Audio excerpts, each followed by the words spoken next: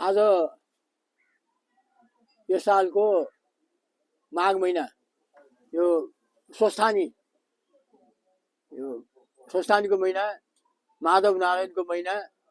अनि आज यो माघ महिनाको शुक्ल पक्ष आज त्रयोदशी पर चतुर्दशी छ आज। तर आज चतुर्दशीको दिनमा यहाँ शिवजीको छाया दर्शन भनेर हामीले भगवानको छायालाई हामीले जलमा हेर्ने र यसलाई टिकिछा पनि भनिन्छ।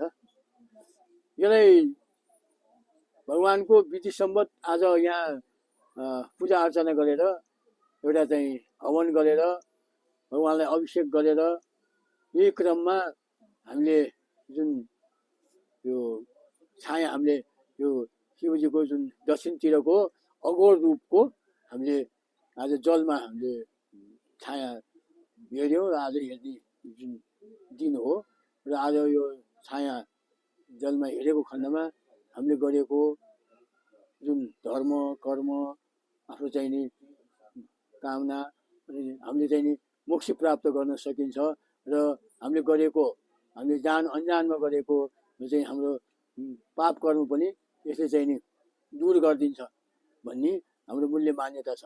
त्यसकारणले हामीले खाली जलमा हामीले अनुहार पानीमा जल अनुहार हेर्नु हुँदैन।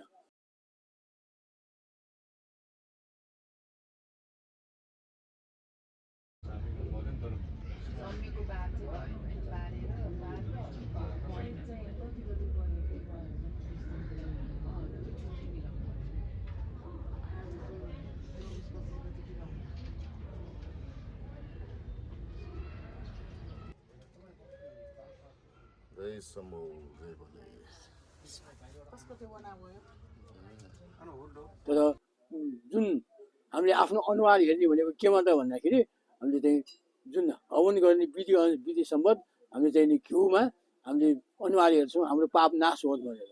तर आज हामीले चाहिँ नि जलमा हामीले भगवानको जुन रूप छ त्यो रूपलाई हामीले आज दर्शन गरेको हो।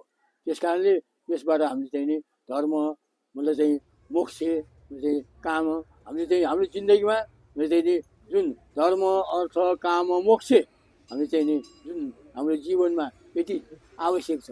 त्यस कारण हामीले मोक्ष प्राप्तको लागि पनि हामीले भगवानलाई चाहिँ नि हामीले पुकारेर हामीले आज दर्शन गरेको।